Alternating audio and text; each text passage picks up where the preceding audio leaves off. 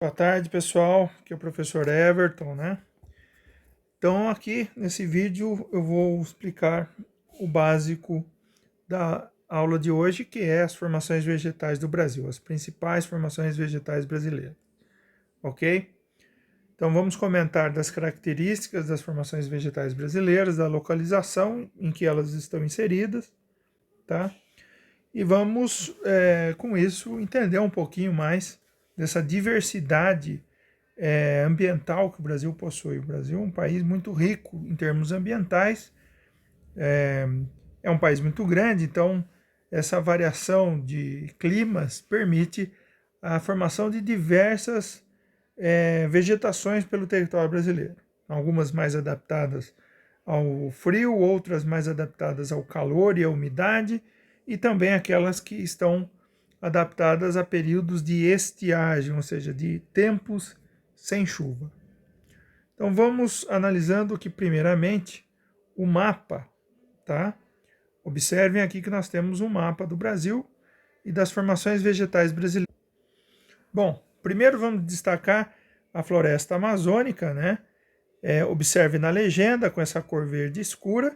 Então, toda essa área aqui, ó, do norte do Brasil, que corresponde a 42% do território brasileiro, 42%, ou seja, é o maior bioma do Brasil. Temos a floresta amazônica. O segundo maior bioma brasileiro é o cerrado, né? Com essa cor de abóbora aqui, cor de laranja, localizado bem no centro do Brasil, onde está Brasília, capital do Brasil. O cerrado é o segundo maior bioma brasileiro, tem cerca de 2 milhões de quilômetros quadrados, é uma vegetação bastante característica e endêmica do Brasil. Só tem no Brasil esse tipo de vegetação. Parecida com as savanas africanas, mas não é exatamente igual. O terceiro maior bioma do Brasil, a Mata Atlântica, é o ambiente vegetal mais modificado, porque ocupa uma faixa litorânea, onde estão as maiores cidades do país, né? A ocupação portuguesa se deu a partir do litoral, então a Mata Atlântica ela sofreu muito, né? Sobrando muito pouco da sua formação vegetal. Ela é muito parecida com a floresta amazônica por ser de grande biodiversidade e ser uma floresta densa também, que depende de muita umidade, mas ela foi muito mais modificada do que a floresta amazônica, afinal de contas a Mata Atlântica ocupa a faixa mais povoada do Brasil. Então, muitas cidades e áreas rurais se desenvolveram na antiga localização da Mata Atlântica, né? Mas muito pouco sobrou na realidade do que é a Mata Atlântica original, do que foi a Mata Atlântica original, melhor dizendo. Na sequência, vamos destacar aqui com a cor laranja mais escuro a vegetação da caatinga, né, que ela é típica do interior do Nordeste. O Nordeste é essa faixa que eu circulei agora. Então a caatinga não é a única vegetação do Nordeste, mas ocupa aí mais ou menos 50% do território nordestino, 11% do território brasileiro. É uma área de grandes estiagens, né, de períodos prolongados sem chuva, e a vegetação acaba acompanhando esse clima quente e com pouca chuva. Na sequência, eu quero destacar o complexo do Pantanal, tá? Localizado na fronteira do Brasil com o Paraguai e a Bolívia, onde nesses países eles chamam de Chaco. Corresponde a uma vegetação de transição entre o cerrado e a floresta amazônica. Tá? Tem mais úmida do que o cerrado, mas não tão úmida quanto a floresta amazônica. Por isso que é uma região de transição. E uma região de planície que forma um imenso alagado, os maiores alagados do mundo, né? Por isso que chama Pantanal. Mas não é pântano o ano todo, porque tem uma estação seca e uma estação bastante chuvosa, que é quando forma-se o pântano. Mais ou menos em uns 5, 6 meses por ano, essa planície fica embaixo d'água. E para terminar, ainda faltou falar da vegetação litorânea, essas manchas marrom aqui no mapa, tá? muito comum no norte do Brasil e nordeste, que corresponde aos manguezais e também às restingas, né? Os manguezais é aquela vegetação de típica do litoral, que tem aquelas árvores e tem as raízes aéreas, as raízes estão para fora da terra, então acostumadas a um ambiente de água salobra, ou seja, a mistura da água do mar com a água dos rios.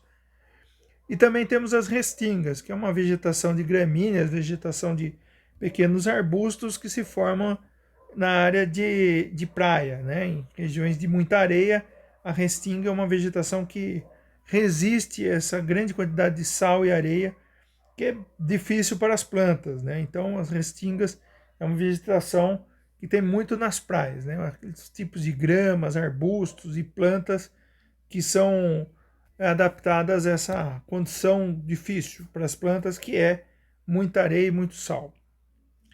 Ficou faltando comentar, né, a localização das vegetações do sul do Brasil, a Mata dos Pinhais, também conhecida como Mata de Araucárias, e os campos gaúchos, também chamados de pradarias ou pampas gaúchos. Bom, vamos analisar vegetação por vegetação. Começar a formação da floresta amazônica. Ela não é única no Brasil, tá? A floresta amazônica, ela tem uma continuidade em países vizinhos do Brasil, onde eu posso circular aqui agora, ó, pegando Guiana, Suriname, Guiana Francesa, Venezuela, Colômbia, Equador, Bolívia e Peru. São países que também possuem aí em torno de 35% da floresta amazônica, estão nesses países vizinhos ao Brasil. O Brasil é detentor da maior parte, mas não de toda a floresta amazônica. Trata-se da maior floresta tropical do planeta, portanto, a região de maior concentração de biodiversidade no planeta.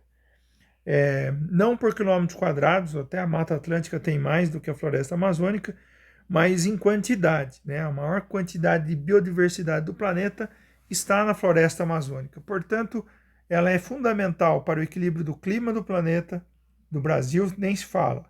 Ela é fundamental também para a questão da água, porque cerca de 12% de toda a água que chega aos oceanos do planeta vem através do rio Amazonas, né? A região amazônica ela é uma imensa planície, uma imensa área plana, formada de muitos rios, são mais de 4.000 rios. Então, uma concentração de água doce superficial imensa.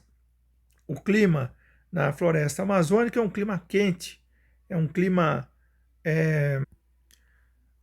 equatorial, ou seja, úmido e bastante quente. Então tem muita chuva, em alguns lugares da Amazônia as chuvas chegam a mais de 4.000 milímetros por ano.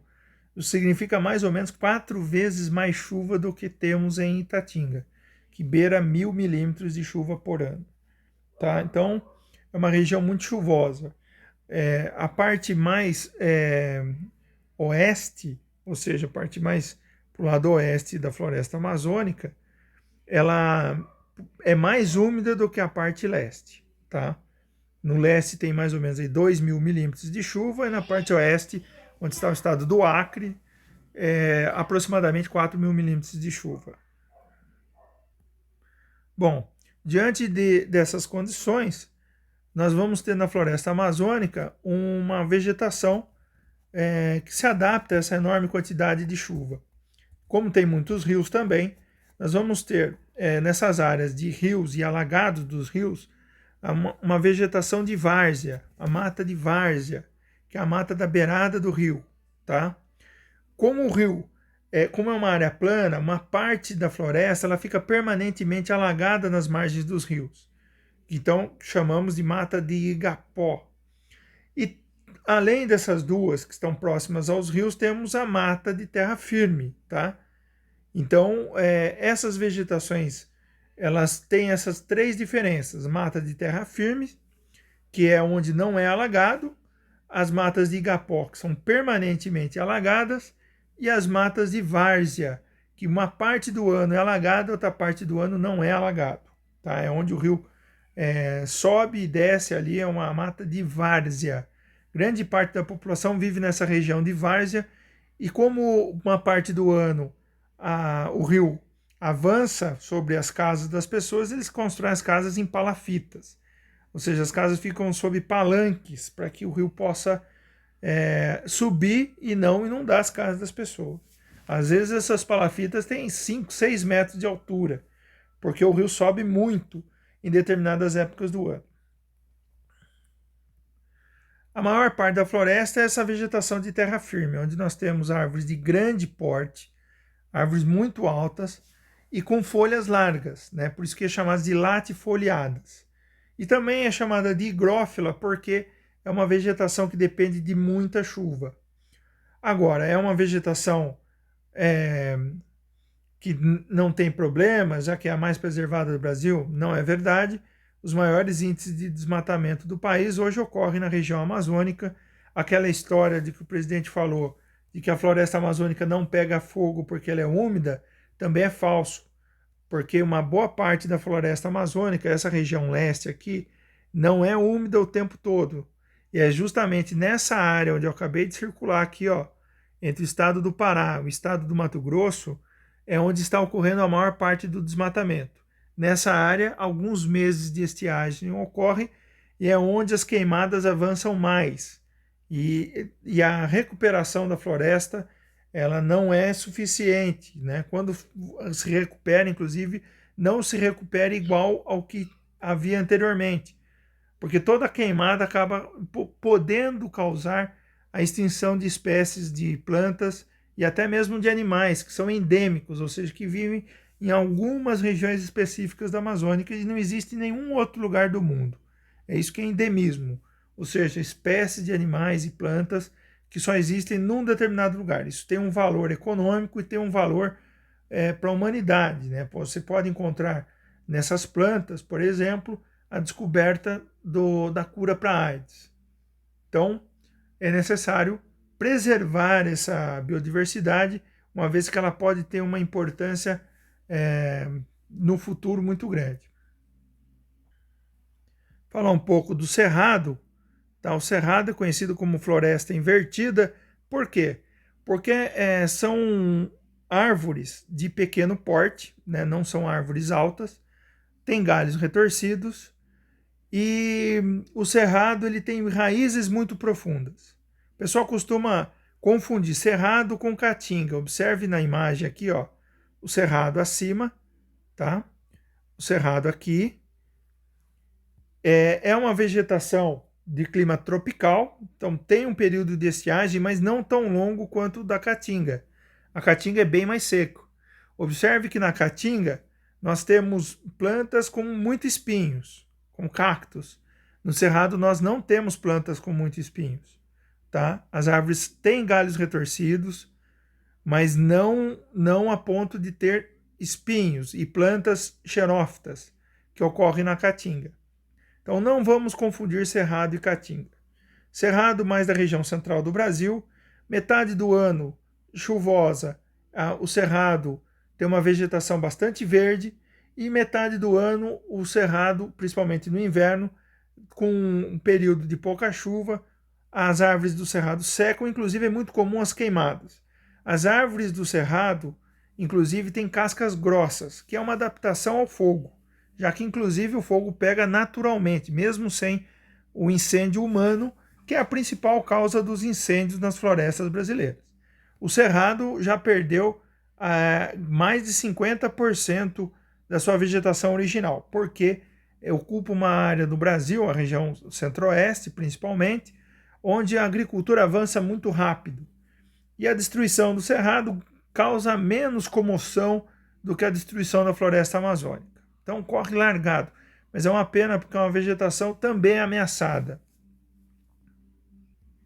Não podemos esquecer que na região do cerrado temos as principais nascentes dos grandes rios brasileiros. Os rios da margem sul do rio Amazonas e também rios que abastecem a região sudeste, como o Rio Grande, Rio Paraná, nasce nessa região do cerrado. Então a preservação do cerrado significa a preservação das principais fontes de água no Brasil, tanto para o abastecimento das cidades, como também para fornecimento de energia hidrelétrica. Por isso que o Cerrado é chamado de caixa d'água do Brasil, pois na região do Cerrado é onde ficam as principais nascentes dos maiores rios brasileiros. Bom, vamos falar um pouco da Caatinga, tá?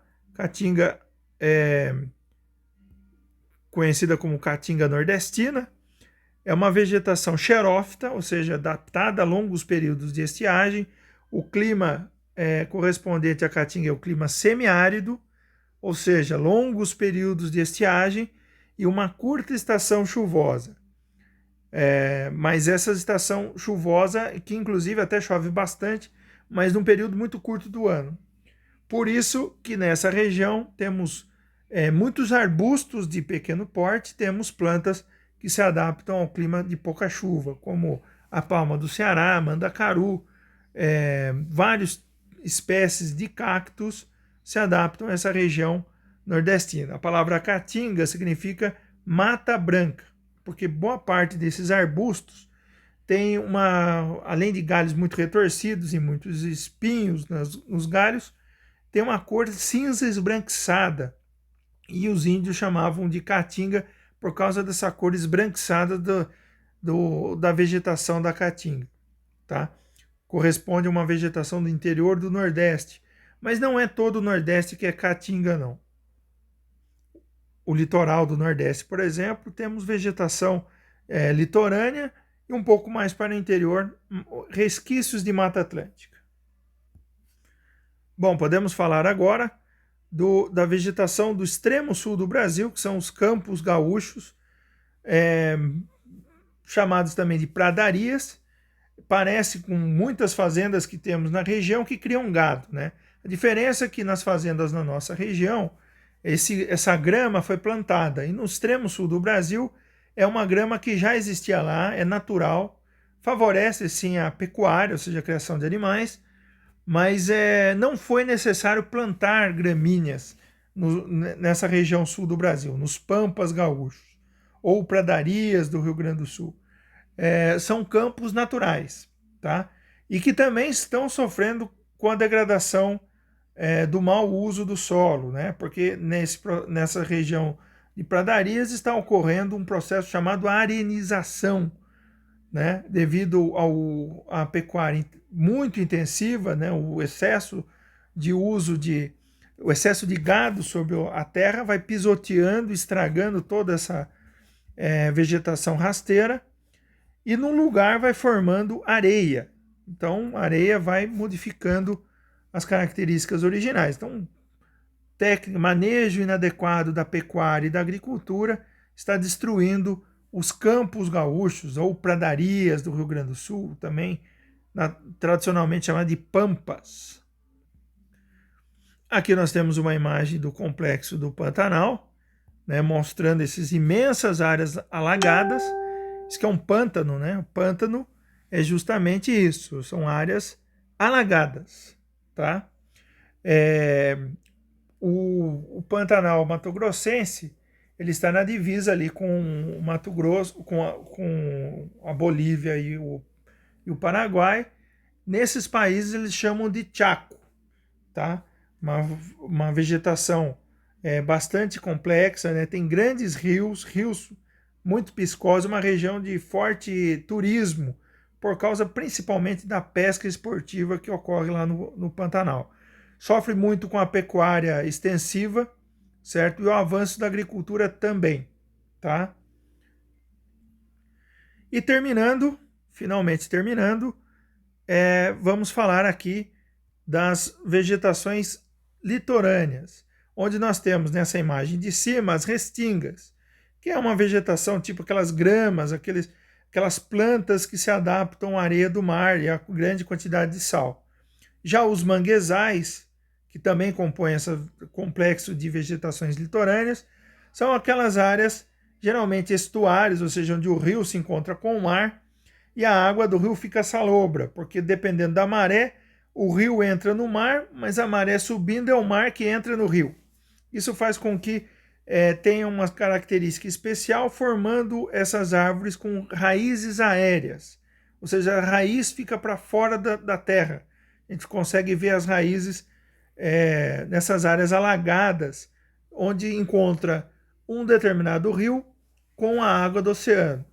Então, nesses locais é muito importante a preservação, pois são áreas de reprodução de peixes. Peixes do oceano entram nas áreas de mangue para se reproduzir. Também é muito comum a presença de caranguejos, siris, em grandes quantidades. Então, a população local geralmente busca os mangues para a captura de caranguejos, para comercializar o caranguejo e para se alimentar também. Então, a preservação dos mangues preserva empregos, a preservação dos mangues preserva a vida marinha, já que é um local de reprodução de diversas espécies. Inclusive, pássaros dependem dos manguezais, é onde os pássaros têm mais facilidade na captura de alimentos. Então, a preservação dos mangues é muito importante. No entanto, tanto as restingas quanto os mangues são ameaçados pela especulação imobiliária.